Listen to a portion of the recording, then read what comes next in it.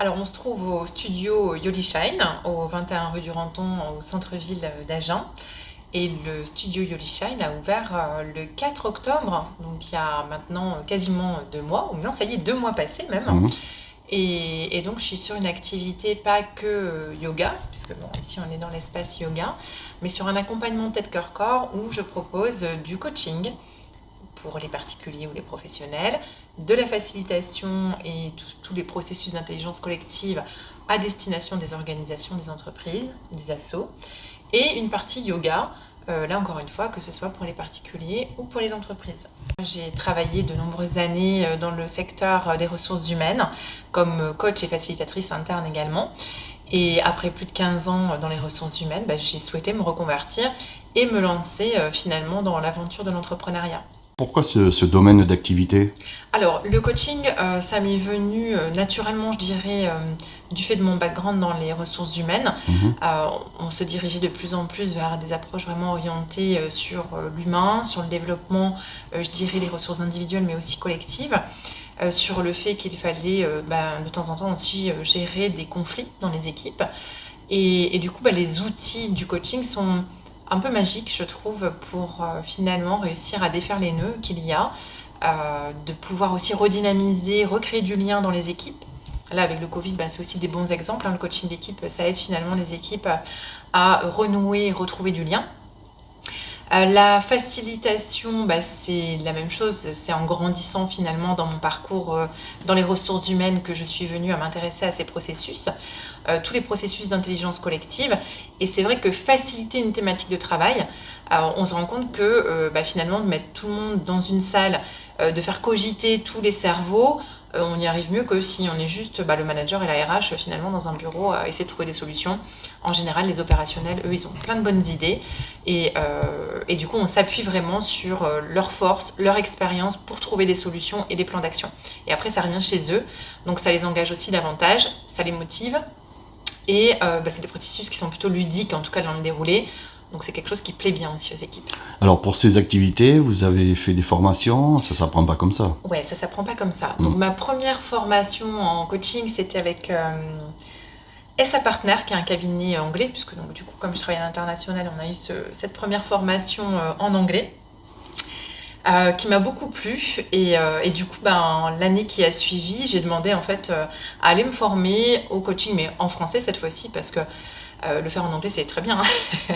Mais le faire dans sa langue natale, on capte aussi davantage la subtilité de certains concepts. Et ça m'a aidé, je dirais, à encore cranter et à m'outiller et à en rajouter dans mon sac à la Mary Poppins d'autres outils très concrets à tester avec les opérationnels. Et je me suis certifiée avec un diplôme de coaching de niveau master Mhm. pour compléter, je dirais, aussi mon cursus dans les ressources humaines. Ah, vous aviez envie d'un changement professionnel, c'est ça? Alors à cette époque-là, c'était vraiment juste pour euh, ouvrir mes chakras, comme je le dirais en tant que prof de yoga. Développer des outils aussi qui sont utilisés. C'est-à-dire que souvent, on fait appel à des coachs externes. Et je me suis dit, finalement, pourquoi faire appel à des consultants ou des coachs externes quand on peut soi-même développer des outils et une posture en interne dans l'entreprise. Donc c'est ce que j'ai fait pendant plusieurs années. J'ai réussi aussi à embarquer avec moi toute une partie de l'équipe des cadres et du coup monter une structure de coaching interne. Et ça a été vraiment super chouette de le faire à plusieurs dans l'entreprise.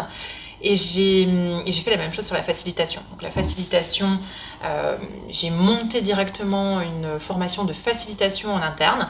J'ai fait former à la facilitation, 14 facilitateurs internes au départ. On a été formé par Daniel Charnet, qui est coach, qui est facilitateur, qui est superviseur, qui est mon superviseur d'ailleurs aujourd'hui en tant que coach. Et derrière, on a fait une deuxième session, parce que c'est vraiment des processus qui ont beaucoup plu aux salariés. Et on a reformé une dizaine à nouveau de facilitateurs. Là, je co-animais avec lui cette formation. Et derrière, j'ai complètement internalisé le processus de formation à la facilitation et j'ai pu former aussi d'autres facilitateurs.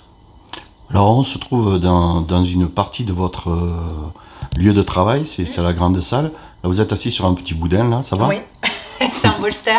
Ah ouais, d'accord. C'est un bolster, c'est je dirais un support en yoga qui est très utile, notamment pour les pratiques relaxantes. Et ici, chez Yolishine, donc la partie finalement dans laquelle aujourd'hui je suis visible, c'est plutôt la partie yoga. Le yoga, je le pratique depuis 8 ans. Et j'ai eu envie de développer en fait mes connaissances en fait, théoriques au départ pour moi, pour approfondir ma pratique en tant que yogini. Et ça m'a tellement plu que je me suis dit, je vais continuer, je vais passer des formations. Moi, j'étais salariée toujours dans l'industrie. Et j'ai commencé à proposer des cours de yoga sur chaise, des approches de la méditation, notamment pour les personnes qui étaient stressées. Et en période Covid, on s'est aperçu que c'était des outils qui fonctionnaient bien. Donc j'ai eu de plus en plus de demandes sur la partie yoga sur chaise. On a fait justement soit des coachings d'équipe, soit des facilitations où on commençait par une petite séquence pour enlever les tensions, pour se faire du bien aussi au dos, parce que quand on reste assis des fois toute la journée, finalement s'étirer, se relaxer, se détendre, ça a fait beaucoup de bien aux équipes. Ça a fait de la pub en interne, je l'ai fait après donc avec mon équipe aussi forcément. Je l'ai fait avec les équipes de packaging, de production et ainsi de suite. Et puis ça a plutôt bien pris. Et la méditation aussi. Et même de certains, je me rappelle, les gros durs, comme je les appelle dans l'industrie, qui au départ étaient oui, bon, la méditation, c'est pas forcément pour nous.